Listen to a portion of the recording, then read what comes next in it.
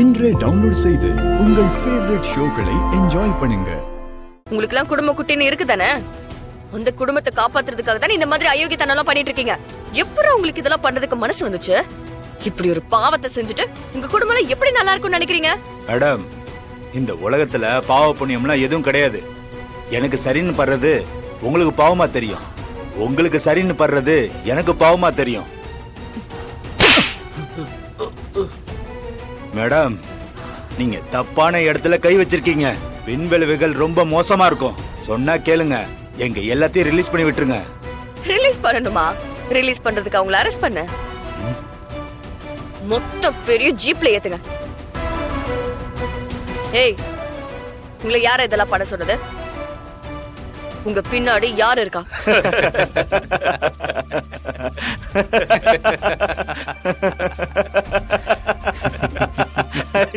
என்னடா அரெஸ்ட் பண்ணி உள்ள தூக்கி போட போறோம், காலத்துக்கும் களி தின்ன போறீங்க.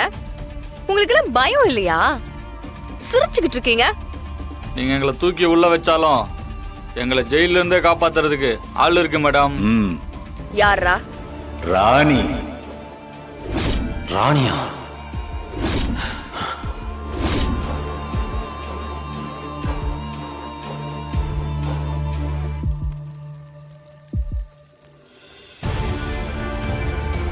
எந்த ராணி? தெரியாது. ராணி அக்கா, நாங்கெல்லாம் அவங்களோட ஜஸ்ட் எம்ப்ளாயிஸ் தான். இப்ப நீங்க எங்க சாராயக்கான அடிச்சு கலைச்சது, எங்களை அரெஸ்ட் பண்ணிருக்கிறது எல்லாம் உங்களுக்கு தெரிஞ்சா என்ன நடக்குன்னு தெரியுமா? மேடம், இன்னும் கொஞ்ச நேரத்துல பார்த்து தெரிஞ்சுப்பீங்க. டேய், வண்டியில ஏறுங்கடா. சரி, போங்கடா, போங்க.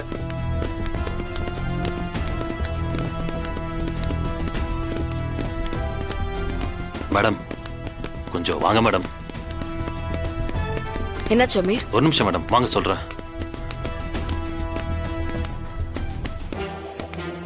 என்ன சமீர்? மேடம், நாம தப்பு பண்ணிட்டோம் மேடம். புலியோட குகையிலே கால் வச்சிட்டோம் மேடம். அதுவும் அந்த ராணி பொம்பளை புலி. அவ நம்மள சும்மா விட மாட்டா மேடம். அமீர், என்ன பேசிட்டு இருக்கீங்க? அவ ஏதோ ஒரு ரவுடி, கள்ளச்சாராயம் காய்ச்சற பொம்பளை. அவளுக்கு போய் இப்படி பதறிட்டு இருக்கீங்க. அவ என்ன அவ்வளவு பெரிய ஆளா? மேடம், ஐஜி அவ பேரை கேட்டா பதட்டத்துல எந்திரிச்சு நின்றுவார் மேடம். நீங்க நினைக்கிற மாதிரி அவ சாதாரண கேங்ஸ்டர் இல்ல மேடம்.